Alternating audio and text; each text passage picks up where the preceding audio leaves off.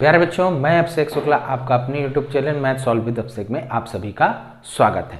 जैसा कि top 100 series में हम लोगों ने काफ़ी क्वेश्चन कंप्लीट कर लिए थे। अब समय बिल्कुल नहीं बचा है। आपको रिवीजन के लिए जो चैप्टर बाकी हैं उनके मैं क्वेश्चन आप लोगों को बताए दे रहा हूं, जिससे कि आप उन क्वेश्चनों को ज़रूर से ज़रूर, क्योंकि हूबहू ऐसे ही प्रश्न या इस तरह के प्रश्न ही आपके एग्ज़ाम में आने हैं, तो इनको देख करके ज़रूर जाइएगा, सॉल्व करके जाइएगा। ठीक है, देखिए शुरुआत करते हैं। हर चैप्टर से मैं 8 से 10 क्वेश्चन बता दूंगा, आप उन्हीं क्वेश्चन को भी करके चले जाएंगे तो उसी टाइप के आपके क्वेश्चन सारे मिल जाएंगे। ठीक है, चलिए आगे बढ़ते हैं। जैसे प्रश्न पहला, इसमें कह रहा है निम्नलिखित संख्याओं को अभाज्य गुणनखंडों के रूप में लिखो तथा प्रत्येक प्रश्न में गुणनखंडों की घात का योग भी बताइए। ये आपको 3 करने हैं। दूसरा प्रश्न है आपका, अभाज्य गुणनखंड विधि द्वारा, 2 विधियां हैं, ध्यान से समझ लीजिए। एक अभाज्य गुणनखंड विधि के द्वारा आप HCF तथा LCM ज्ञात कर सकते हैं, और एक HCF ज्ञात करने की एक विधि होती है यूक्लिड विभाजन प्रमेय का। देखिए मैंने दर्शाया हुआ है। खैर पहले आप क्वेश्चन देख लीजिए। अभाज्य गुणनखंड विधि से HCF और LCM निकाल लीजिएगा इसका। तीसरे प्रश्न में लिखा हुआ है 2 संख्याएं दी रखी हैं, 1314 तथा 306 का HCF दिया है, LCM ज्ञात करो। आपको हो सकता है कभी कभी LCM देगा और क्वेश्चन में कहेगा कि HCF ज्ञात करो। ऐसा भी हो सकता है एक संख्या देगा, HCF और LCM देगा, तो दूसरी संख्या भी ज्ञात करने को पूछ सकता है। मतलब इन चारों में से कोई भी एक चीज पूछ सकता है, तो इस प्रश्न को भी लगा करके जरूर जाइएगा। चौथा क्वेश्चन जरा ध्यान से समझ लीजिए। ये क्वेश्चन भी आपके जो 20 OMR शीट में जो क्वेश्चन आते हैं उसमें से जरूर पूछा जाएगा। इसमें देखो क्वेश्चन में कह रहा है निम्नलिखित में से शांत तथा अशांत आवर्ती बताइए। इसमें आपको बिना सॉल्व किए हुए बताना है कि यह शांत है कि अशांत है। ठीक है, इसको करके जाइएगा। और दूसरी बात, जो शांत हैं, इसमें देखो लिखा हुआ है तथा शांत दशमलव प्रसारों को भी ज्ञात कीजिए। अगर इनमें से कोई शांत दशमलव है तो आपको उसको हल भी करना है। ठीक है, मेथड से ही हल करना है। अब अगले प्रश्न पर आते हैं।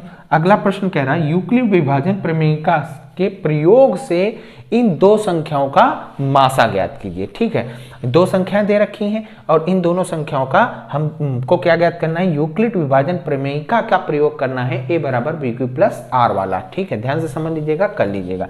यह क्वेश्चन बहुत ज्यादा इंपॉर्टेंट है, एक क्वेश्चन आपको जरूर मिलेगा इसमें से, मैं बार बार कह रहा हूं 100% मिलना है कि सिद्ध करो कि, इसीलिए मैंने 4 संख्याएं दे रखी, √3 या √5 या 3 - √2 या 5 √2, एक अपरिमेय संख्या है। यह क्वेश्चन आपके एग्जाम में रखा मिलेगा, 4 में से एक डिजिट आएगी, हो सकता है डिजिट ना आए, √3 की जगह √2 कर दे।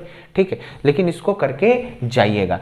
और अब हम नेक्स्ट में बढ़ते हैं 7वें। प्यारे बच्चों, अब देखो नेक्स्ट क्वेश्चन क्या कह रहा है। 7वां क्वेश्चन है, किसी धनात्मक पूर्णांक का वर्ग किसी पूर्णांक m के लिए 3m या 3m+1 के रूप का होगा।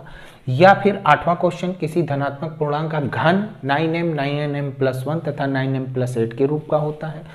या क्वेश्चन में ये भी पूछ सकता है कोई भी धनात्मक विषम पूर्णांक 6q+1 या 6q+3 या 6q+5 के रूप का होता है।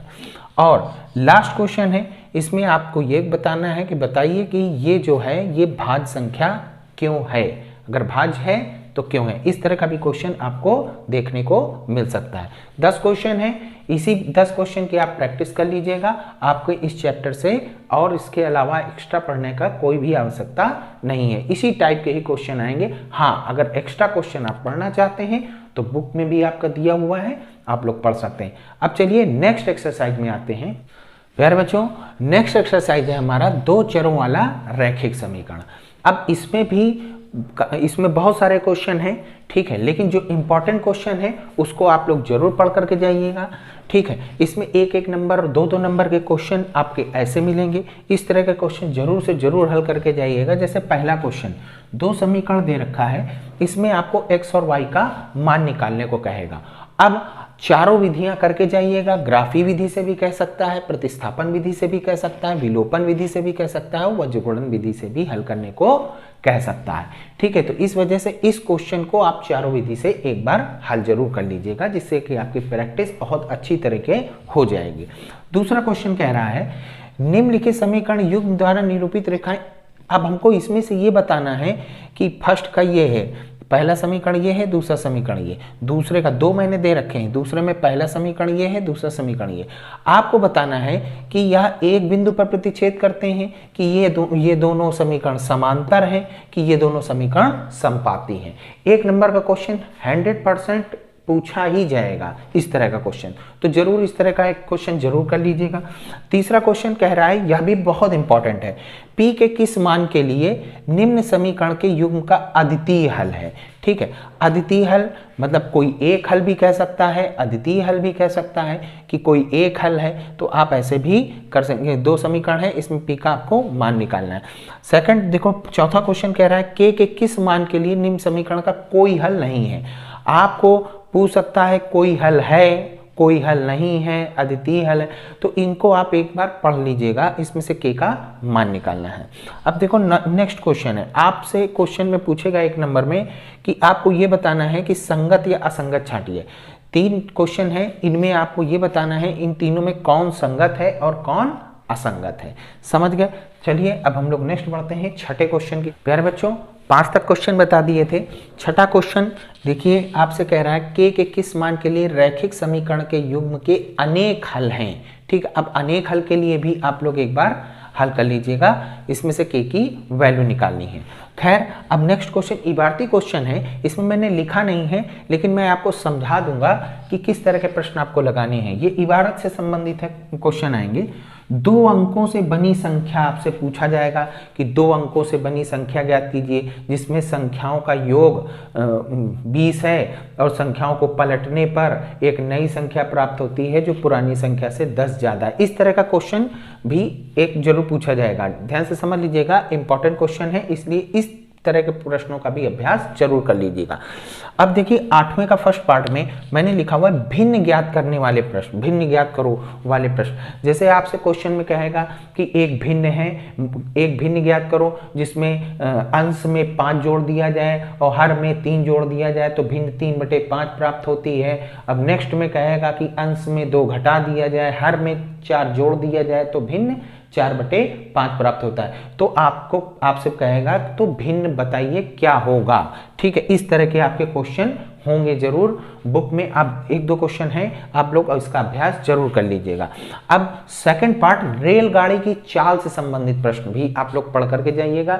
उसमें आपसे क्वेश्चन में दिया होगा कि 2 रेलगाड़ियां एक दूसरे के विपरीत दिशा में जाती हैं या एक ही दिशा में जाती हैं, या कभी आपसे क्वेश्चन में ये कह सकता है कि रेलगाड़ी की चाल ज्ञात कीजिए, यदि वह 20 किलोमीटर पर घंटे की चाल से जा रही है तो दूसरी रेलगाड़ी अगर वो 4 किलोमीटर पर घंटा कम स्पीड से जाएगी तो 3 घंटा लेट हो जाएगी या 3 घंटा देर से पहुंचेगी। इस तरह से संबंधित एक क्वेश्चन भी आप करके जरूर जाइएगा, इसलिए मैंने रेलगाड़ी से संबंधित प्रश्न लिखा हुआ है।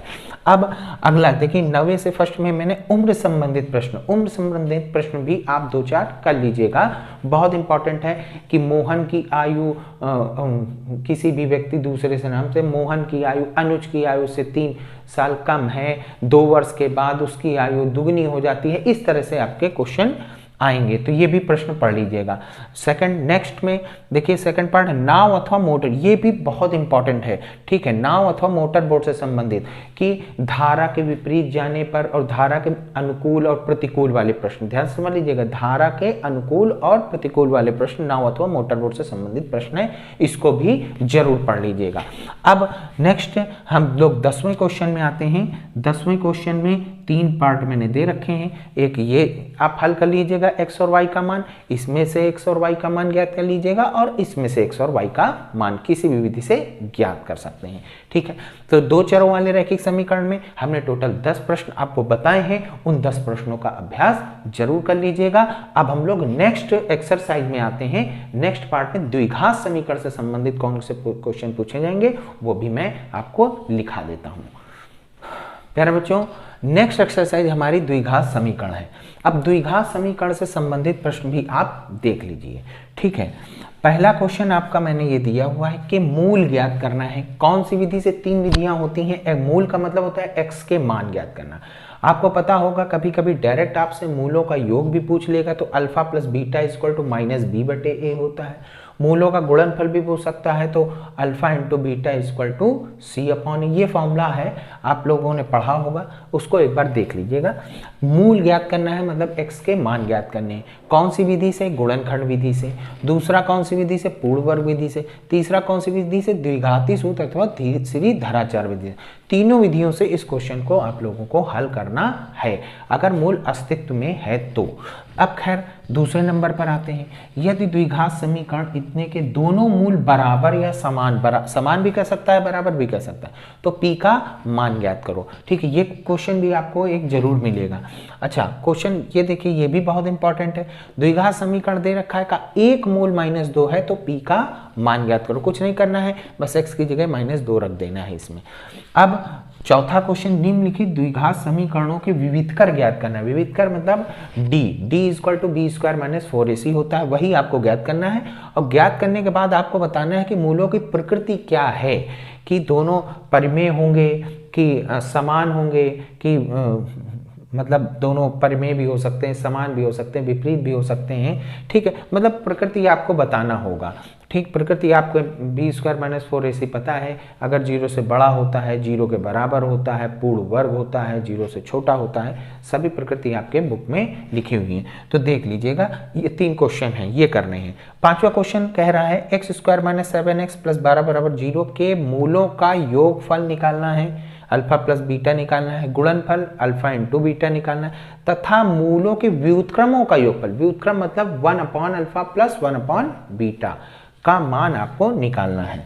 अब छठा क्वेश्चन कह रहा है, यदि द्विघात समीकरण इसके मूल x = 2 तथा x = 3 है, तो k व m के मान ज्ञात करना है। कुछ नहीं करना है, एक बार x की जगह पर 2 रख देना है, पहला समीकरण बनेगा। फिर एक बार x की जगह पर 3 रख देना है, दूसरा समीकरण बनेगा। दोनों समीकरणों को हल करके आप k और m का मान निकाल सकते हैं। खैर नेक्स्ट क्वेश्चन में आते हैं प्यारे बच्चों। नेक्स्ट क्वेश्चन 7वां, ध्यान से समझ लो। इसमें भी कह रहा है, मैंने लिखा हुआ है क्योंकि इबारती क्वेश्चन है, तो 4 तरह के इबारती क्वेश्चन आप लोग देख करके जाइएगा। कौन कौन से? 2 धनात्मक क्रमागत संख्याओं से संबंधित प्रश्न हो, या 2 धनात्मक क्रमागत सम संख्याएं पूछेगा, या 2 धनात्मक क्रमागत विषम संख्याओं से संबंधित क्वेश्चन, ये जरूर देख करके जाइएगा। संबंधित प्रश्न है, इसको एक बार जरूर बुक में आपके क्वेश्चन दिए हुए हैं, 1-2 क्वेश्चन हैं, उसको आप लोग देख लीजिएगा, जरूर कर लीजिएगा। अगला है 2 संख्याओं के वर्गों का योग तथा अंतर से संबंधित प्रश्न, आपके बुक में है, देख लीजिएगा। इस क्वेश्चन को भी जरूर करके जाइएगा। तीसरा क्वेश्चन है समकोण त्रिभुज से संबंधित, आपके इस चैप्टर में समकोण त्रिभुज से संबंधित प्रश्न दिए हुए हैं, उसको आप लोग बुक में देखिएगा। जो भी हो समकोण त्रिभुज से संबंधित वो प्रश्न देख करके जाइएगा। तो लास्ट क्वेश्चन है कुटीर उद्योग से संबंधित क्वेश्चन आपके बुक में होगा, जरूर होगा, देखिएगा, वो वाला क्वेश्चन जरूर करके जाइएगा। टोटल मैंने 10 क्वेश्चन बता दिए, इसमें भी आप लोग इन्हीं प्रश्नों को करके चले जाइएगा। ठीक है, अब मैंने सारा कोर्स आपको बता ही दिया है, आप रिवीजन भी कर लीजिए। पहले इन प्रश्नों को जितना मैंने बताया इनको जरूर लगा लीजिए, फिर उसके बाद एक्स्ट्रा जो आपको पढ़ना हो एक्स्ट्रा आप पढ़ लीजिएगा, लेकिन इन प्रश्नों को मत छोड़िएगा, क्योंकि ये प्रश्न एग्जाम में आने ही आने हैं, कोई भी नहीं रोक सकता है। ठीक है, बहुत ही इंपॉर्टेंट क्वेश्चन है।